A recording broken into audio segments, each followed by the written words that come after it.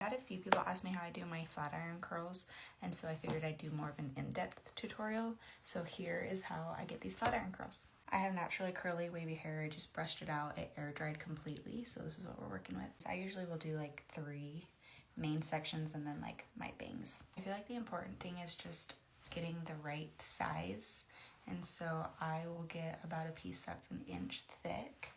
And because my hair is curly, then I will go over like my roots and I'll just straighten those out. This is why I love a flat iron for my hair, because then I don't get any weird kinks happening there. Now you're gonna grab your flat iron, and I clamp it maybe 1.5 inches, 2 inches down, and then you're going to rotate halfway and pull. I kind of have a lot of tension. I'm not changing my wrist. I pull all the way down and then kind of straight all the way through, and then I'm gonna help the curl and then just twist it. And it gives it kind of a perfect little bounce. Halfway down, rotate, so my hair is now facing in. I keep tension with my other hand. Pull down into the side, let go, help twist, and then there's another curl. The reason that I love flat iron curls for me personally is, again, because I have curly hair that I need that extra help to get it straightened out. And then I also feel like they last for forever. Another mistake I feel like a lot of people make when they do flat iron curls is that their hair is not staying within the section of the hot plate. So if your hair starts slipping out, I like to hold my hair pretty tight so that it doesn't slip.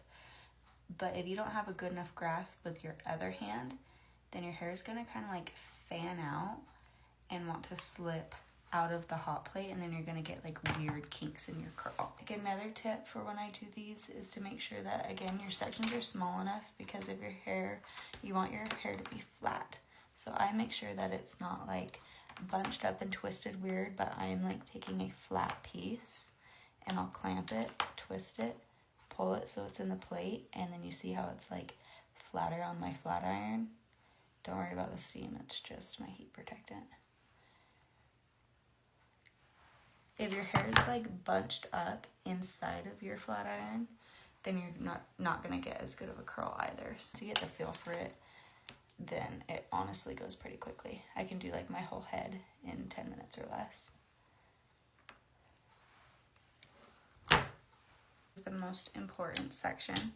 So just depending on the hair day that I'm having, I'll take it down, and then I honestly just pin up like the very, very tops of my hair right here, and it's pretty much my bangs, and like maybe 1 curl on each side. I'll usually flatten this part out all the way to about 1/3 of the way down the curl. I just don't like my curls sitting up really high on my head, so I make sure that that part's really flat, and then I'll start the curl a little bit further down.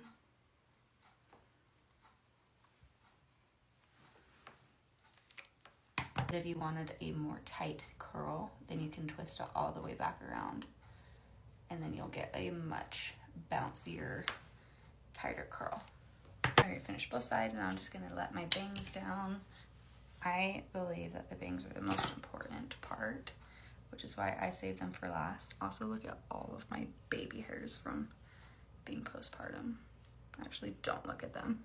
I don't like a very tight bang, so I make sure to like pull very down with my flat iron, and that'll give me just enough of a bend that it's not like a Shirley Temple curl. So I start pretty low, and then I pull pretty tight down. It gives me just enough to kind of curl it into the other pieces of my hair. Flatten it basically all the way down, pretty much just taking the end, curling and pulling pretty straight so that there's like barely a curve, and curl it into the rest of the pieces right there. Brush and just kind of brush them out. Just put a little oil on the ends, and there we have it.